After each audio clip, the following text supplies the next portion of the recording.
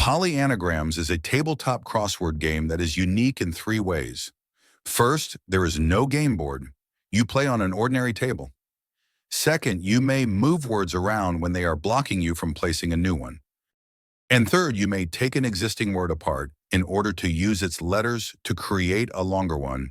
Since each letter is worth 1 point, you will always be trying to lay down the longest words you can.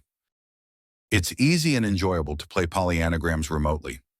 You and your opponent set up and maintain identical layouts on your separate tables and text each other photos of your crossword grids after each turn.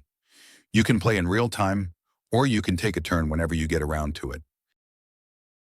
The following images show a game of PolyAnagrams that I played with my daughter, who lives in another town. I began the game by forming a random 8x10 array of the 80 letter tiles in the set, as shown here.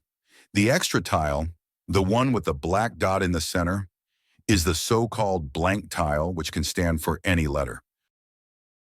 Next, I withdrew 7 tiles and put them on my letter rack, which is the one on the right in this image. I began at the top left corner of the array and proceeded along each row from left to right, as if reading a newspaper. Then I withdrew another 7 letters to fill hers. To finish the setup, I placed the next 6 tiles face up on the table to start a small stash of letters called the bone pile, and completed it by adding the blank tile. Whenever we use the blank tile to form a new word, we would assign it whatever letter value we needed. Finally, I began the game. I used 6 letters from my letter rack, along with 3 from the bone pile, to create the word harmonize. To finish, I refilled my letter rack and the bone pile to 7 letters each, took a photo, and texted it to my daughter. She duplicated everything on her table, took her turn, and sent a photo back. A couple of weeks later, after 19 turns, this was the state of play.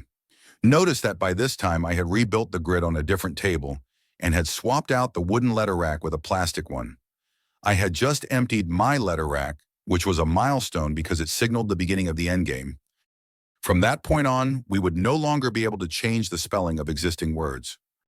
On her next turn, my daughter emptied her letter rack into the bone pile as well, bringing it up to 13 letters, and the game continued. We laid down 2 new words, quintets and joke, leaving 3 letters unused in the bone pile. We had created 21 words over a period of 13 days, but had cannibalized all but 9 of them for their letters. My daughter's 18 bonus points for forming 2 9-letter squares gave her a well-deserved victory.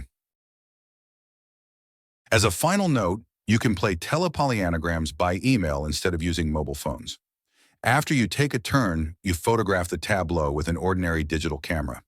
Then you remove its SD card, put it into a card reader like the one shown here, plug the reader into your computer, download the image, and send it to your opponent as an email attachment.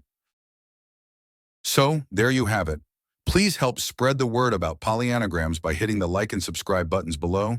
And if you've tried the game, I would be most interested in your comments. Thanks for watching.